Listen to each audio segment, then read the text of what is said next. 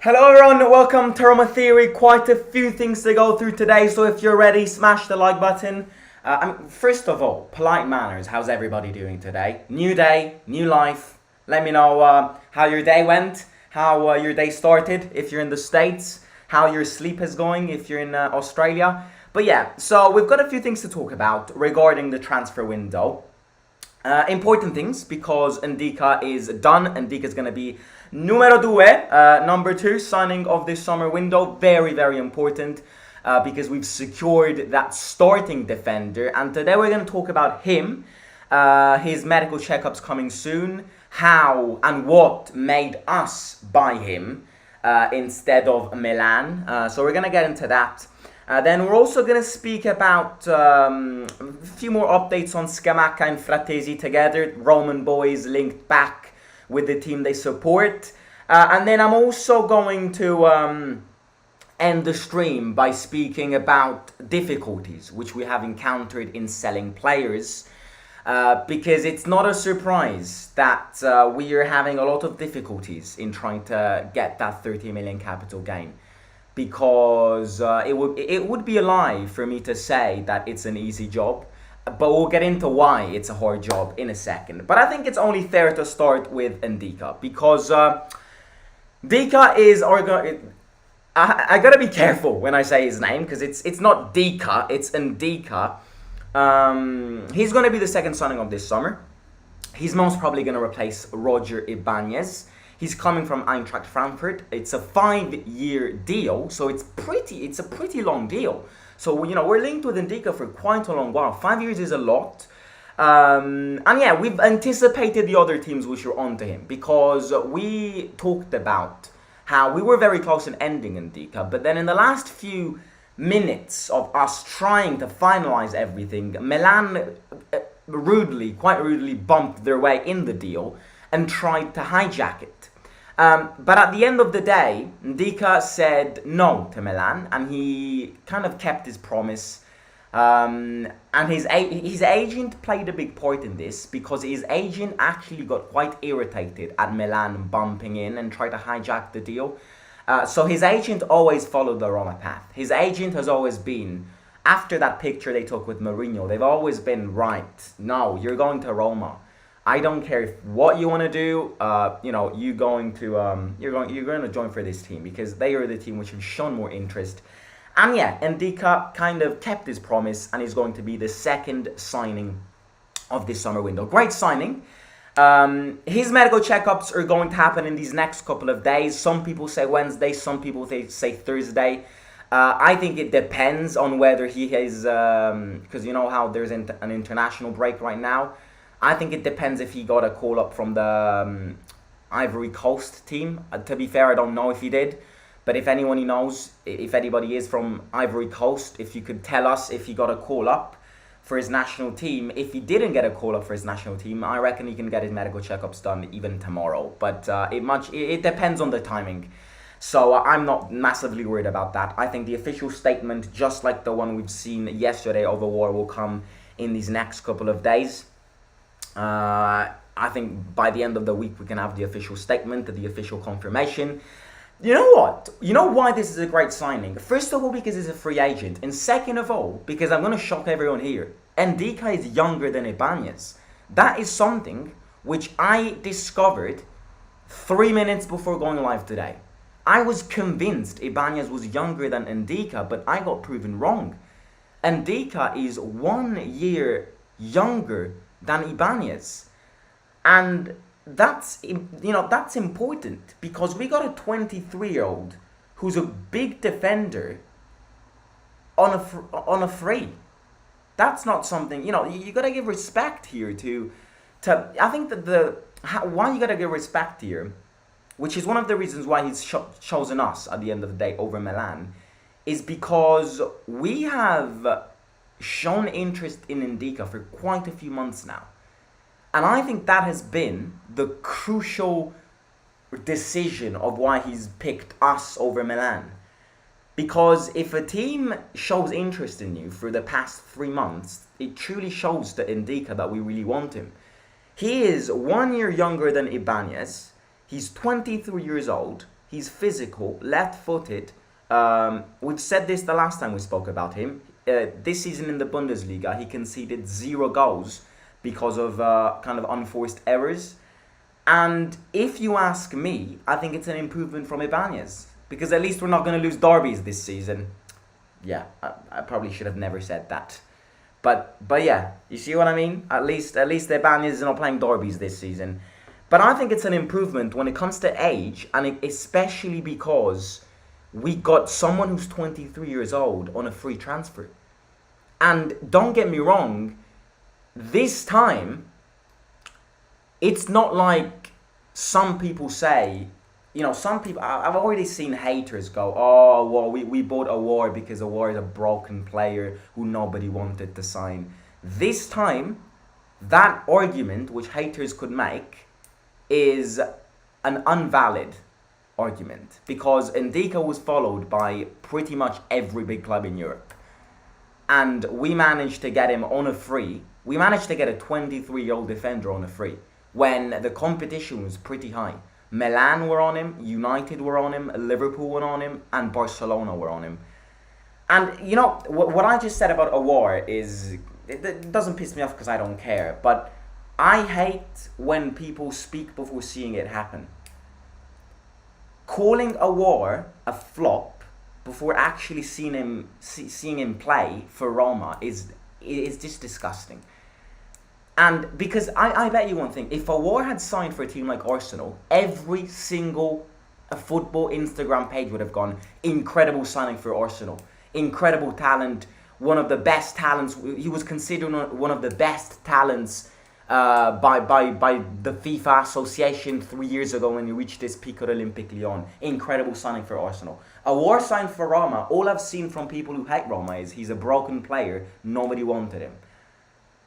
I think criticize him as much as you want at the end of the season, but criticizing a player because even before he even started to play, it's pretty disgusting.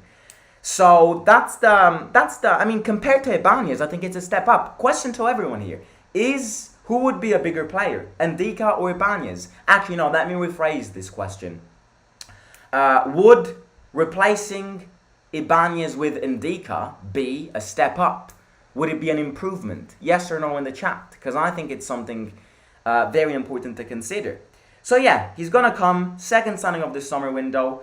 And yeah, we're continuing to sign players, continuing to take the shape of next. The team is continuing to take shape.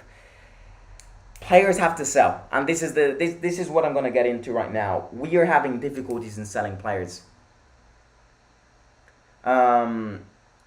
We're having difficulties in selling players because, and this is another link to how bad we've dealt with transfer windows after Sabatini left.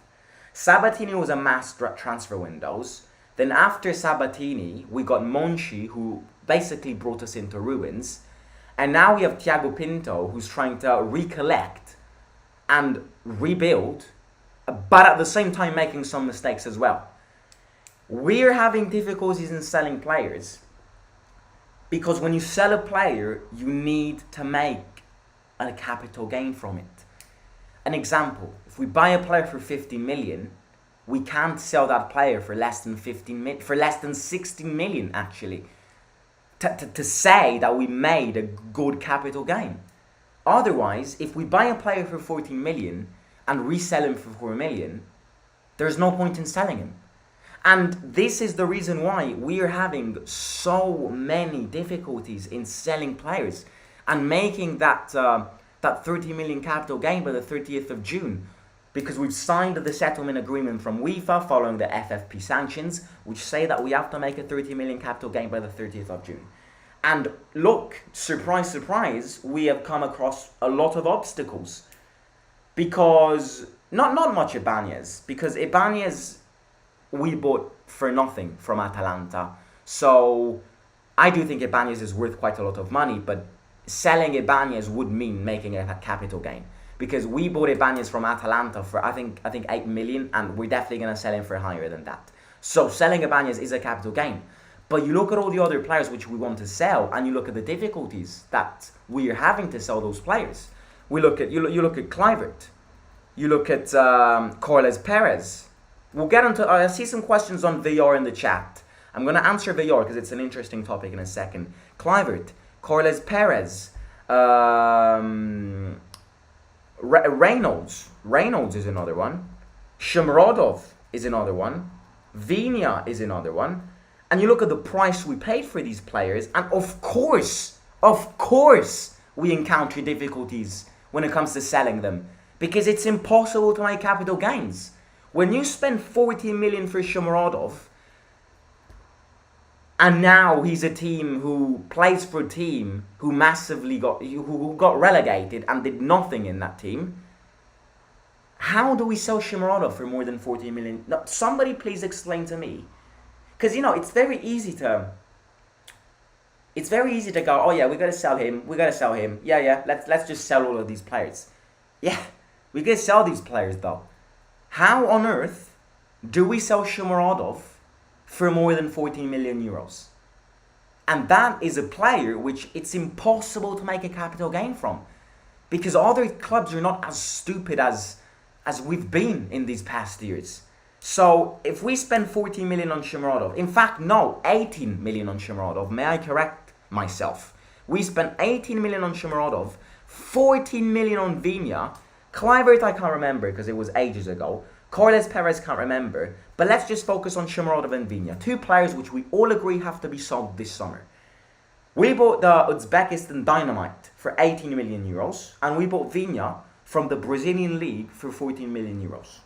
That's combined 32 million euros. How do we make a capital gain from this?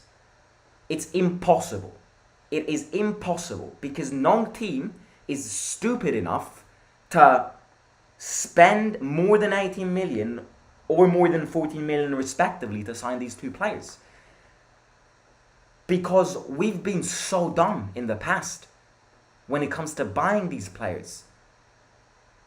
And yeah, look, I will be honest with you.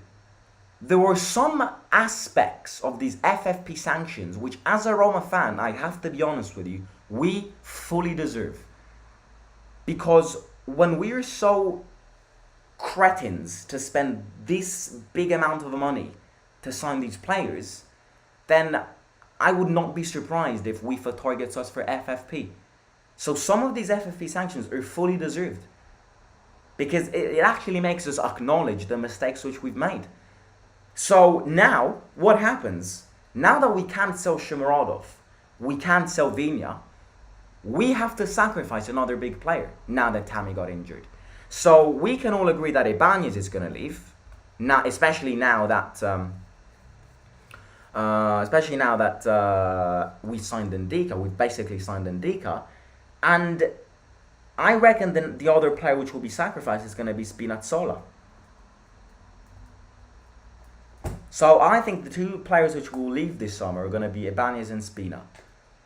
And the question is, because I think I kind of believe there's this theory of it's either going to be Spinazzola or El Shaarawy which is going to renew his contract. I'd rather El Shaarawy renews his contract, because I think El Shaarawy is a better player than Spinazzola, but I think he's a more useful player than Spinazzola. I think Spinazzola is a great player, but his injury has kind of destroyed him, meaning that he will never re-become the Euro 2020 player. And we've seen it this season. Spinazzola has a lot of difficulties, defensive difficulties, but pretty much also accuracy difficulties, because he's a player which loves cutting in the box, but doesn't really cross the ball in. So yeah, I do reckon Spinazzola is going to leave. And that means we have to buy another one. But that, again, why are we in a position to sell these players? We got to learn from our mistakes. The most important thing is learning from our mistakes. We have to sacrifice big players because of the errors we've made in the past. Had we not spent 32 million combined on Shomurodov and Viña, we would not be in a position where we have to sacrifice some big players. And I blame Monchi for this. I blame Thiago Pinto too, because Pinto in the last summer window was poor in the sense of selling and buying useless players. But the foundations of this date back to Monchi. That bold guy, literally. And look, bold people have ruined Roma recently. From Monchi to Anthony Taylor, I don't know who's better. But yeah, you see what I mean? Belotti's had a bad season, but Belotti does not fall into this category because we did not buy Belotti. Belotti came as a free agent. So if a free agent flops, I could not care less. Because if he flops, at the end of the day, you can tell we spent $0 to sign him. So Belotti has had a bad season, but we spent no money for it. We spent 18 million on Shomurodov. That's a completely different discussion. Belotti, he came for free. So I don't care if he flops or not. I mean, I do, but not much, because it doesn't account in my financial balances. Anyways, the last thing which I want to talk about is there's this story, let's call it, of Scamacca and Frattesi, two Roman boys, obviously, wishing a return to their city, to the club they support. Scamacca has a lot of competition, a lot of teams in the Italian league want him. Inter, Milan, Juventus all want him, but obviously Roma is his club, and I do think if he has the choice, he will definitely prioritize us. Frattesi as well. Thiago Pinto's told Frattesi to wait until the first few days of July, where Roma will have less FFP sanctions, because by the first days of July we would have sorted this 30 million capital gain thing. So he's told Frattesi to wait until the first few days of July to kind of wait for a Roma offer and see how it goes, and negotiations with Sassuolo. However, another thing about this Frattesi Scamacca thing, the first thing which I'll say, I would love for it to happen, because the Roma boys bring him back home. Scamacca and Frattesi, I would love for both of them to come back. But this is another thing to point out. Another mistake that Monchi has made. Because look, let's turn in this live stream into kind of catching Monchi on 4K. Let's do this. We're interested in Scamacca and Frattesi. Great, no problem with that. In fact, I would support this. However, we are interested in two players which were our academy players less than 5 years ago. And again, this outlines how poor we've been in summer windows. Because look, what Monchi has done is this. I'm going to sell Scamacca and Frattesi to make money. 5 years later, Scamacca and Frattesi, Roma want them back. Look, that to me makes no sense. No sense. So, again, I would love for the two to come back home. And I've said this, I have no problem against this. However, if we're smart enough to...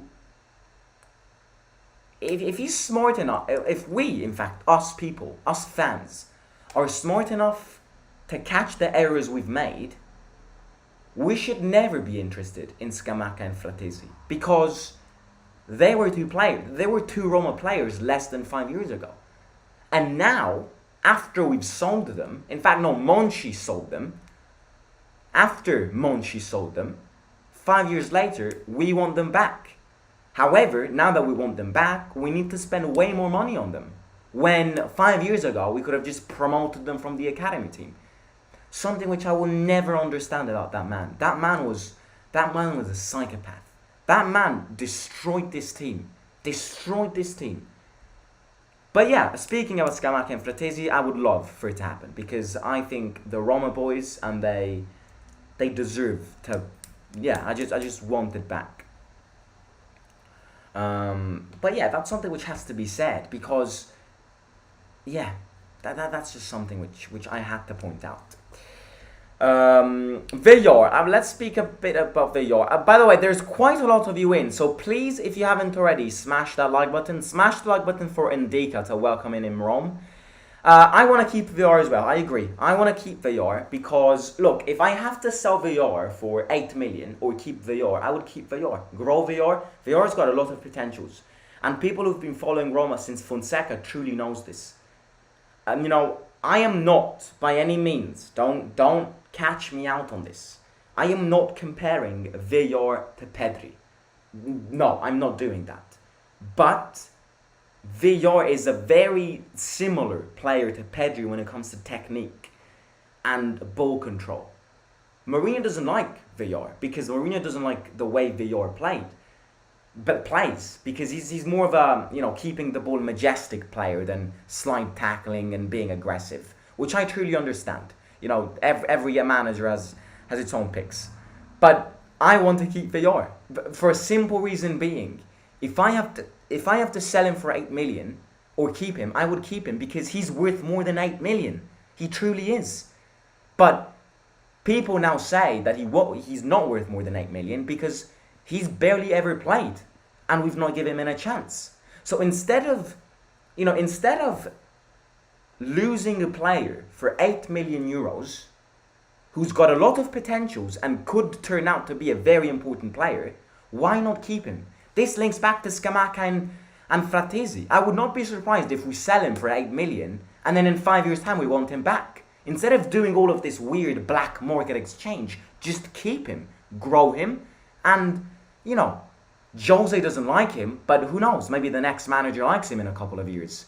So that's the thing we have to be better at. Avoid to sell players for minimal amounts of money. 8 million for Villar is a steal for any team which wants him. So Villar is worth more than 8 million. And I can say this because I've been following Roma since the day I came to Earth. And Villar has got potentials. I've seen him play.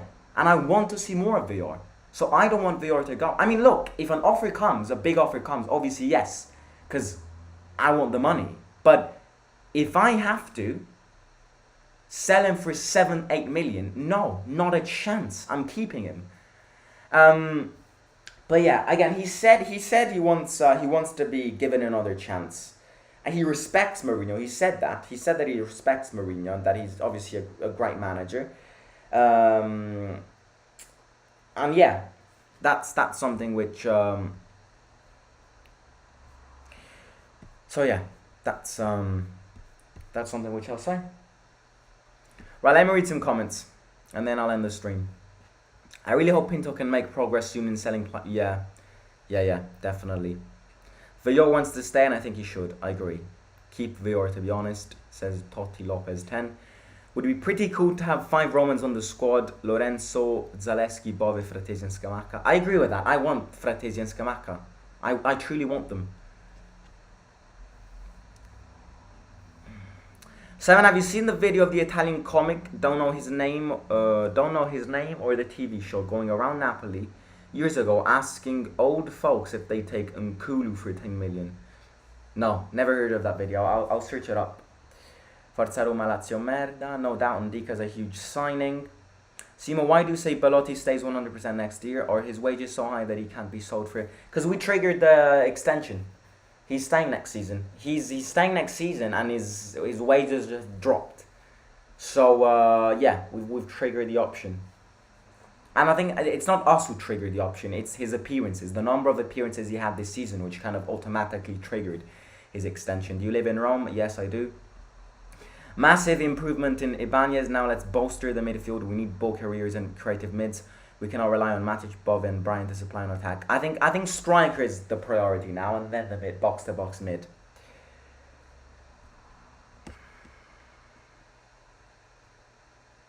Shamarov, Corliss Perez, Reynolds, Vina sell them to China. Yeah, problem with those tournaments, with those leagues, is that those leagues want players who can kind of make their country and their league explode. That's why they're linked with big names. Yeah. Why would a Saudi Arabian team pay for Shomurodov or Vina? It would bring no benefits. they've got the money to buy big players. They're obviously going to target big players. Do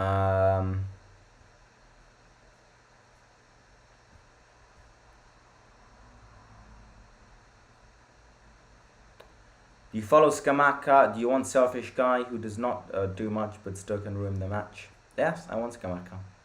I do, truly. I'll be happy if we get Zaha.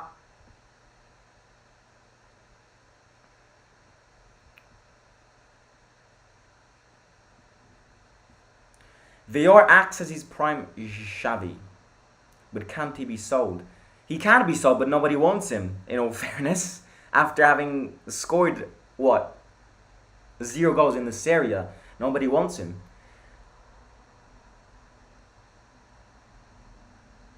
Yeah. Xebek, thank you very much for the super sticker. I am pretty sure you've been sending a lot of them, so thank you very, very much. Don't feel like you have to do it. But yeah, thank you very much, mate. I mean, yeah. Jose on the trigger. Next season, good signings to shot, loads of bullets, bang, bang, boom. Series for Roma next season. Yeah, that always happens, lads. Let's calm down. We always say that and we never win it. So, please, let's calm down. Simon, why do you never hoard comments by viewers? Don't you think that would make your channel grow? Yeah, no, I do sometimes. I don't do every time, I agree. I don't do every time. But yeah. I tend to hoard and like kind of the most iconic comments. So if anybody's got those iconic sentences, phrases, jokes which link with Roma, I tend to like those. I read every comment, but just to earn that like, just put an iconic comment down there. Something funny which links with Roma and all of that. You really make my day, bro. Keep up the videos, love them. I really do. Forza Roma. Thank you very much for the kind words, mate. Do you want to see Lukaku in Rome after his UCL final performance? I'll be honest here. Lukaku's still my first pick as a striker, but Lukaku ain't happening. So yeah. Look, I'm gonna catch you soon. If you haven't already, smash the like button. Everybody, take 2 seconds to smash the like button down below, and also subscribe to the channel. Get your friends and families to subscribe. Get your grandparents, your girlfriends, your brothers, your sisters, your dogs to subscribe. Let's try and get 10,000 subscribers as fast as possible. And yeah, I am going to catch you very, very soon. Serie A reaction, the reaction to my Serie A predictions is coming out tomorrow or the day after. So stay tuned to that, and I'll catch you very, very soon. Simon out.